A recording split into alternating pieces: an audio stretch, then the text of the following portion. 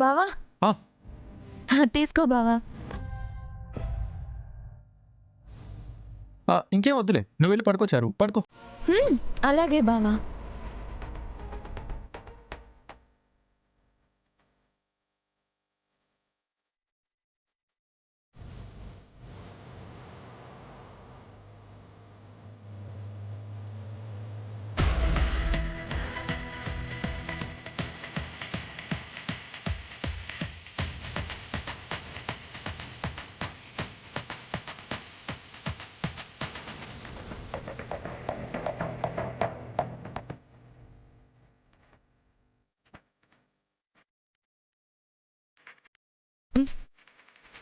ఈ చీమలేంటి బావని కుట్టమంటే నన్ను కుడుతున్నాయి. అయినా అక్కడ చక్కెర ఉంటే ఇక్కడికి ఎలా వచ్చాయి? ఇదేంటి, ఈ దుప్పటి మార్చానా? ఏంటి? హా? ఏం లేదు బావా, ఏం లేదు. పడుకో.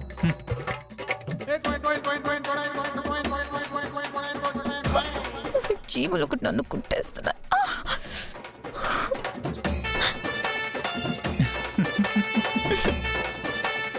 ఇప్పుడు దుప్పటి విషయం మాట్లాడితే చీమల విషయం బయటపడిపోతుంది. అమ్మా, ఏమైంది చారు? బావా నేను కింద పడుకుంటాను. ఇన్ని రోజులు లేని అలవాటు ఇప్పుడేంటి? పైనే పడుకోచారు, పడుకో, పడుకో.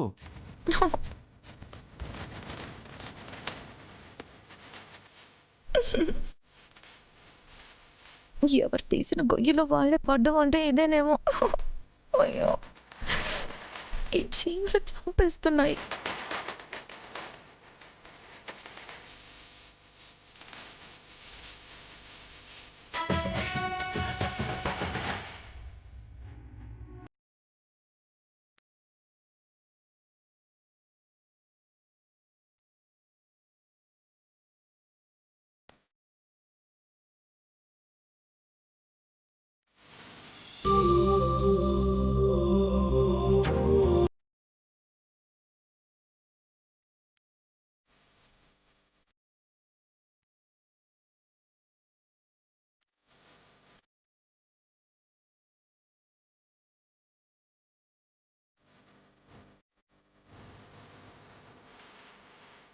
ఎంత అమాయకంగా నిద్రపోతున్నావు రామలక్ష్మి.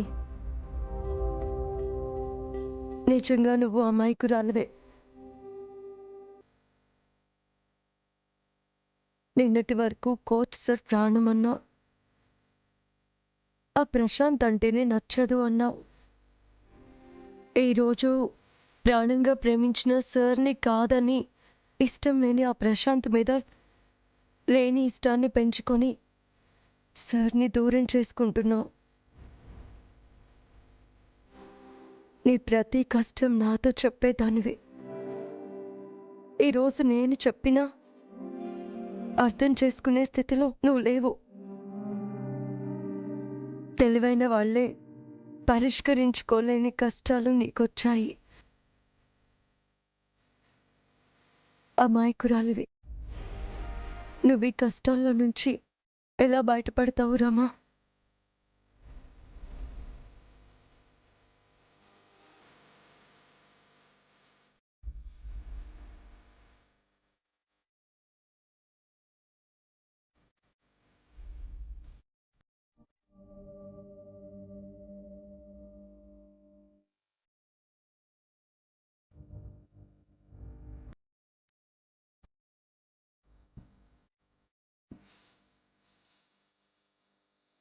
ఒకవైపు నన్నెవరో చంపాలని చూస్తున్నారు, అటు రామ ఆ పరిస్థితుల్లో ఉంది.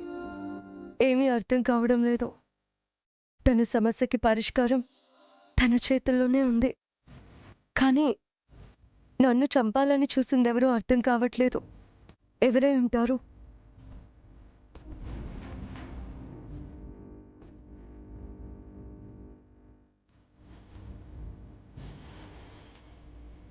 ఆద్య, ఏంటమ్మా నిద్రపోకుండా ఇక్కడేం చేస్తున్నావు? నిద్ర పట్టట్లేదు పెద్దమ్మ. ఇలారా కూర్చో.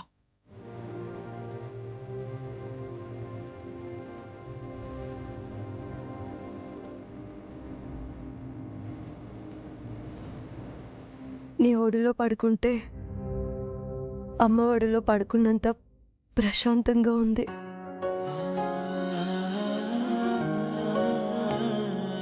అమ్మ కానీ అమ్మని అమ్మ కన్నా ఎక్కువగా చూసుకుంటున్నావు. కానీ ఈ అమ్మ నీకేం చేసిందమ్మా? నీ ప్రేమని గెలిపించలేకపోయాను. నీ మనసుకు నచ్చిన మనిషితో నీ పెళ్లి చేయలేకపోయాను. ఇదే నా స్థానంలో మీ అమ్ముంటే చూస్తూ ఊరుకునేదా? ఎట్టి పరిస్థితుల్లో నీ ప్రేమని గెలిపించి నిన్ను సీనుని ఒకటి చేసేది కదా.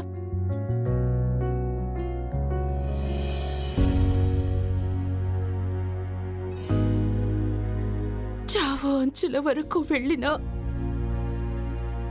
నిన్ను బతికించింది నీ ప్రేమే. అది చూశాక నీ ప్రేమని గెలిపించలేకపోయానే అని నాలో నేను బాధపడని రోజు లేదు. అలా అనుకు పెద్దమ్మ. మా అమ్మ ఉండుంటే ఏం చేసేదో నాకు తెలియదు. కానీ నువ్వు అమ్మ కన్నా ఎక్కువే చేశావు.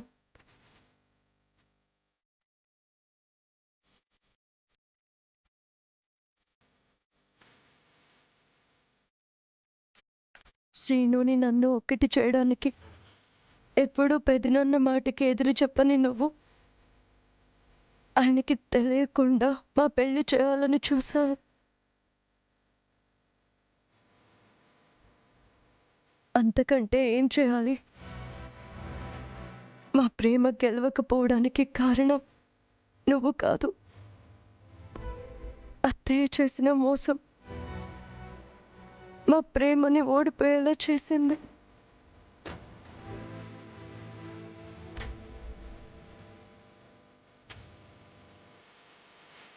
ఇంకా దాని గురించి ఆలోచించి నీ మనసు పాడు చేసుకోకు.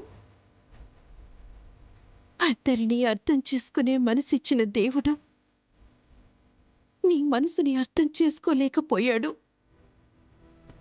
ఏం చేస్తాం? అప్పుడప్పుడు ఆ దేవుడు కూడా దయలేని రాతలు రాస్తూ ఉంటాడు.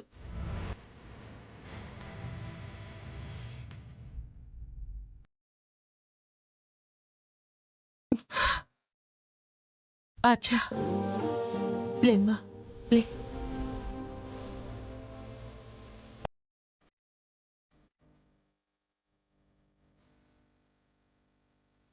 ఉదయాన్నే మీ పెద్దనాన్న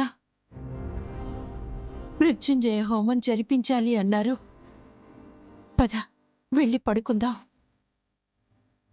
వెళ్ళొచ్చా, వెళ్ళు పడుకో.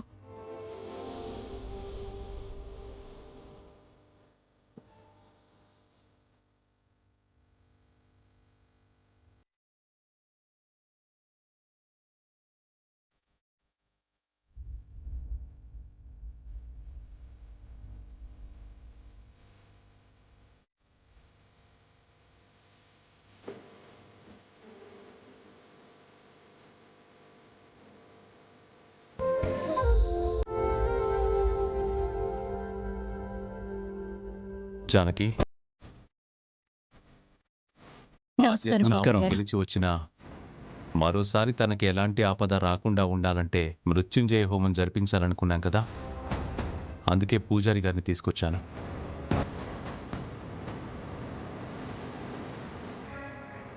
మంచి పని చేసావు రఘు. అమ్మాయికి ఏదైనా దోషం ఉందేమో చూపించమని నేనే చెబుదాం అనుకున్నాను. మృత్యుంజయ హోమం జరిపించినట్లయితే అర్ధాంతరంగా వచ్చే ఆపదల నుంచి ఆ పరమేశ్వరుడే కాపాడతాడు రఘురామయ్య గారు. అర్థాంతరంగా ఆద్య పోలేదు అంటే నా కాపురానికి అడ్డు పుడుతూనే ఉంటుంది కదా. నువ్వు గొణక్కే తల్లి, నువ్వు గొణిగినా వీధి చివరి వరకు వినిపిస్తుంది. ఊరుకో.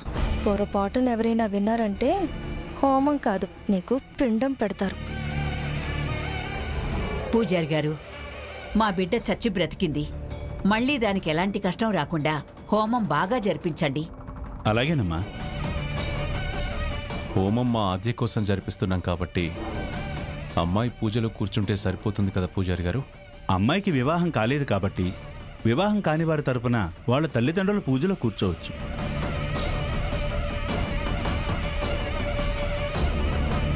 అయ్యో, మా ఆది వాళ్ళ అమ్మ చనిపోయింది. వాళ్ళ నాన్నేమో ఎక్కడున్నాడో కూడా తెలీదు. ఇక హోమం ఎలా జరిపిస్తాం? చాలే నోరు ఇవే. తల్లి లేకపోతే ఏంటి, తల్లి కన్నా ఎక్కువగా చూసుకునే జానకుంది.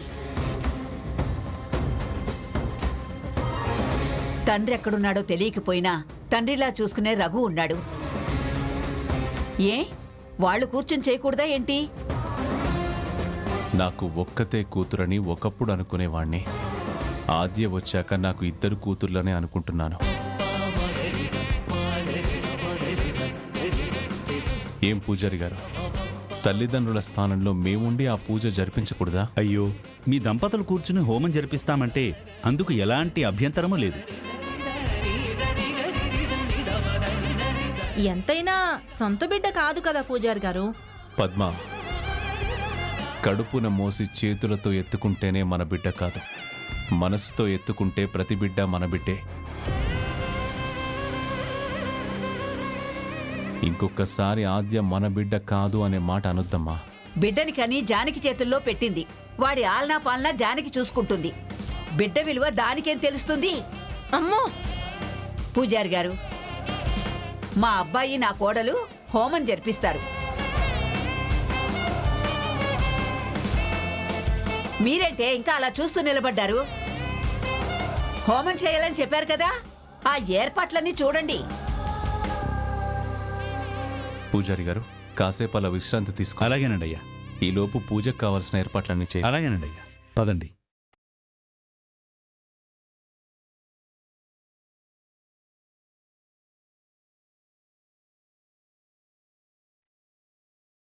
ఏమండి,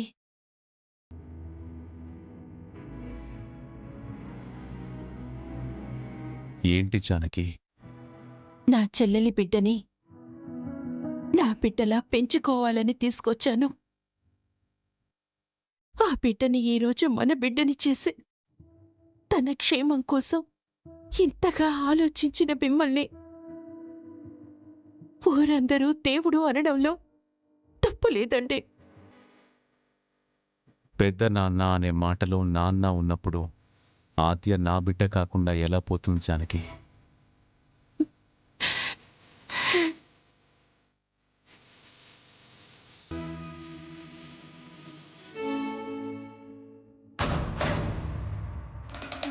చూసారా, దాని పేరు మీద హోమం జరిపిస్తున్నారు. ఇంట్లో అందరూ ఒక్కొక్కరుగా ఆది వైపు వెళ్ళిపోతున్నారు. చివరికి మా అమ్మ కూడా ఏదో సొంత మనోరాలన్నట్టు హడావుడి చేస్తుంది. అత్తయ్య కూడా ఇలా పార్టీ మారిపోయిందేంటో దినా. ఇప్పుడు అందరూ ఆది పక్షమే. ఇక మన వైపు మిగిలింది నువ్వు, నేను. ఇదిగో మన ప్రాణానికి ఇది.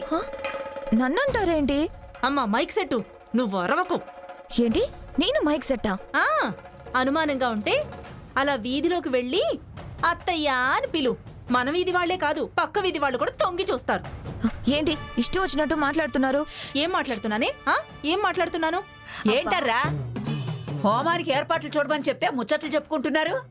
అదే అమ్మా, వెళ్తున్నాం. ఏం ఏర్పాట్లు చెయ్యాలా అని మాట్లాడుకుంటున్నావు. రా పార్వతి. వెళ్ళండి.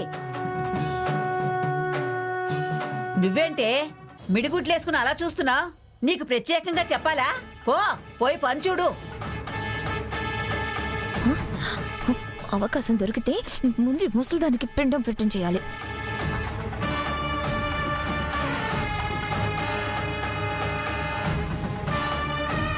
దానికి ఏ ప్రమాదం రాకూడదని హోమాలు యాగాలు చేస్తున్నారు. ఆద్య బ్రతికి బాగుంటే శ్రీను బావని నాకు దక్కనిస్తుందా? ఈ హోమం అసలు జరగకుండా చూడాలి.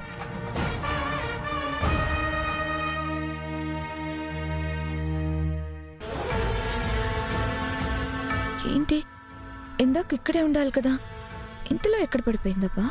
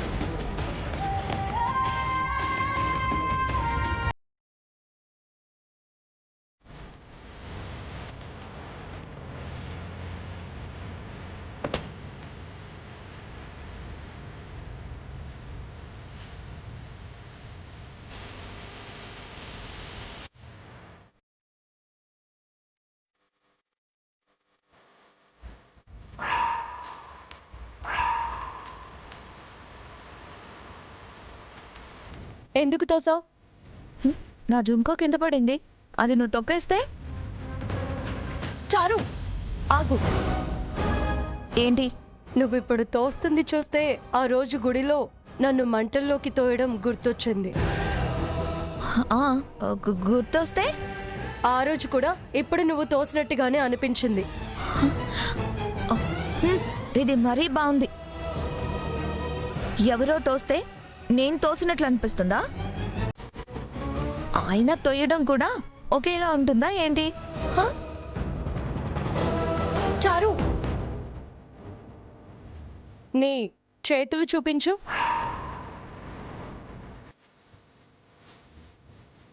ఎందుకు? చూపించు.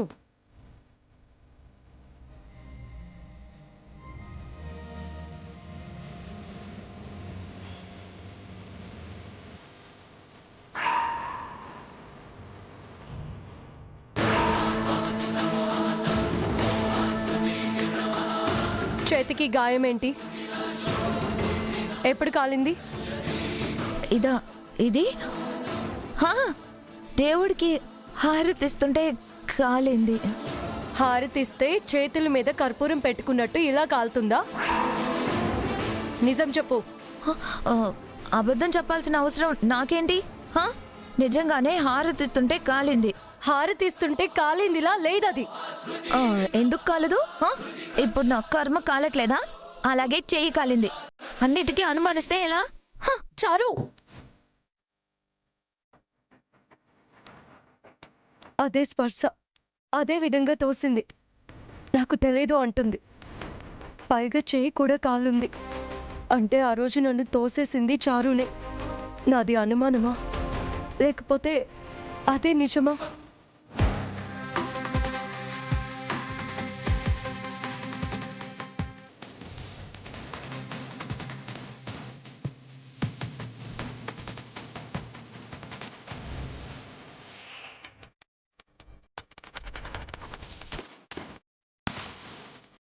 చిన్నతయ్య,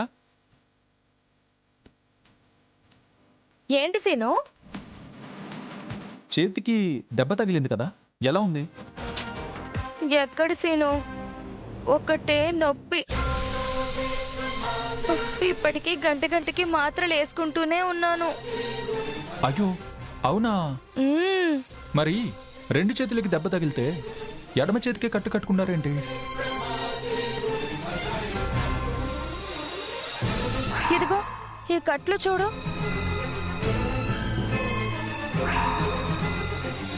చెప్పండి అత్తయ్య. రెండు చేతులకి కట్టు కట్టుకోవడం ఏంటి సీను? దెబ్బ తగిలింది ఈ చేతికే కదా. కాదత్తయ్య, రెండు చేతులకి, నాకు బాగా గుర్తుంది.